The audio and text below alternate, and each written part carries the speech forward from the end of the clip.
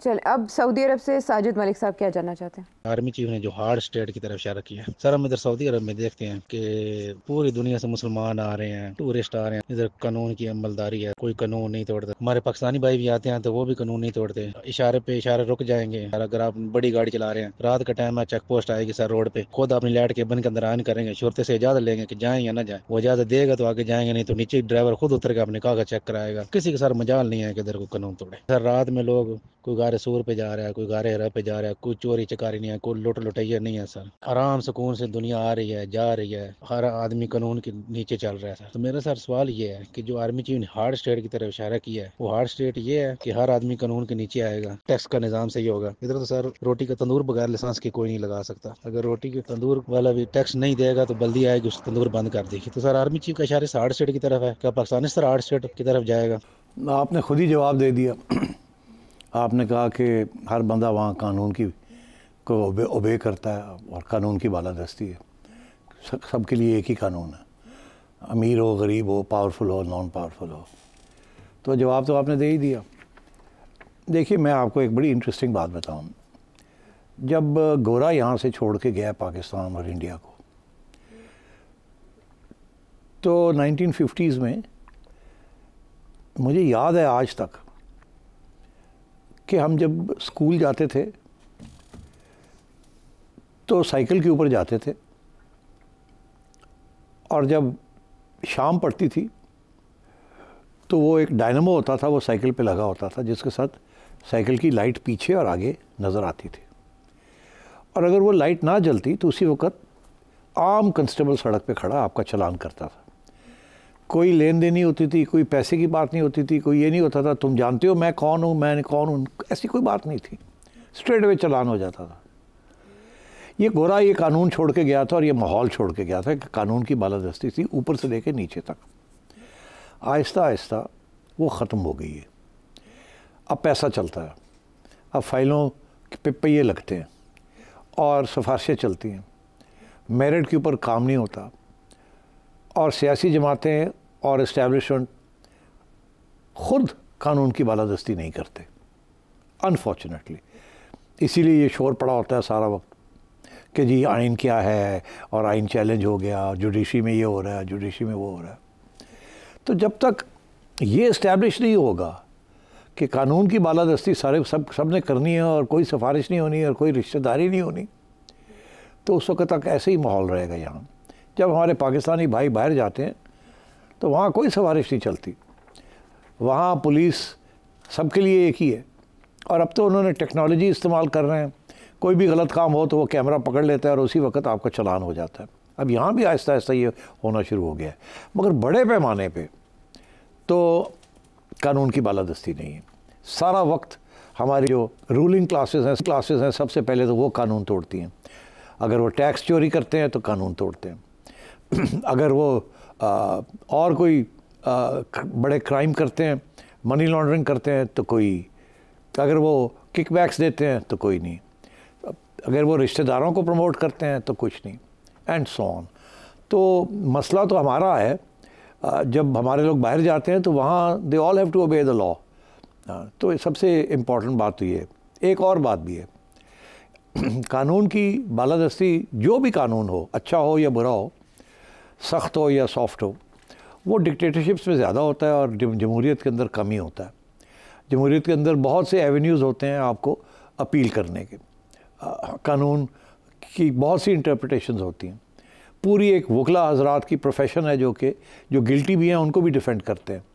अदालतें होती हैं, कितने हज़ारों लाखों लोगों के केसेस जो हैं वो अदालतों के आगे हर वक्त होते हैं। और अदालतें जो है दे आर नॉट, जिसे कहते हैं इमैकुलेट नहीं होती वो। तो मैं समझता हूँ कि इस किस्म के मसाइल हैं हमारे मुल्क में, जो कि कुछ हद तक इंडिया में भी हैं और भी थर्ड वर्ल्ड कंट्रीज़ में हैं।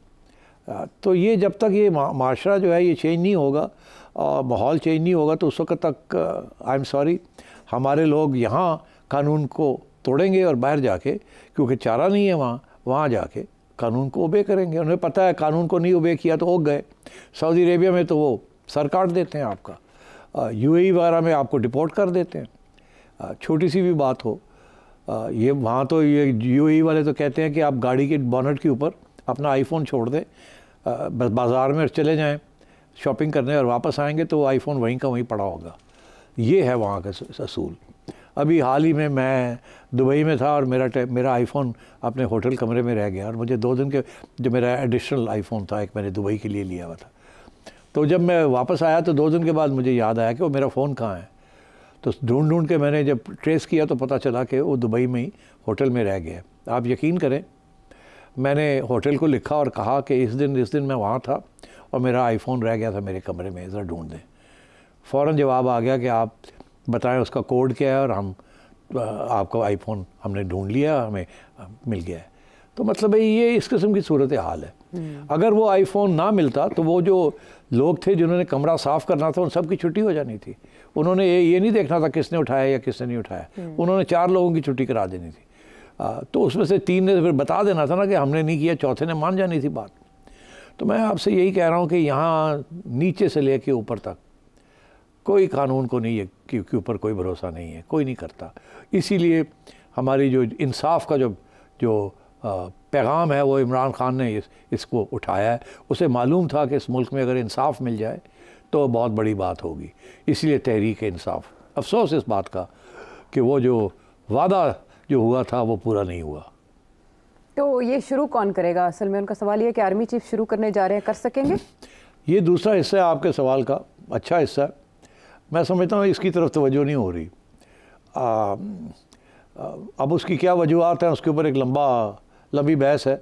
जो हार्ड स्टेट के जो बात चल रही है वो यही चल रही है कि बॉर्डर्स को तकड़ा किया जाएगा, सेसेशन को रोका जाएगा, मीडिया के अंदर जो लोग बदअज़मी फैला रहे हैं या इंस्टेबिलिटी क्रिएट कर रहे हैं उनकी पकड़ दकड़ होगी, और जो लोग रियासत के ऊपर अटैक कर रहे हैं या बगावत कर रहे हैं रियासत के ख़िलाफ़ उनके साथ सख्ती की जाएगी, उनके लिए स्पेशल कानून बनेंगे और उनको देख लिया जाएगा।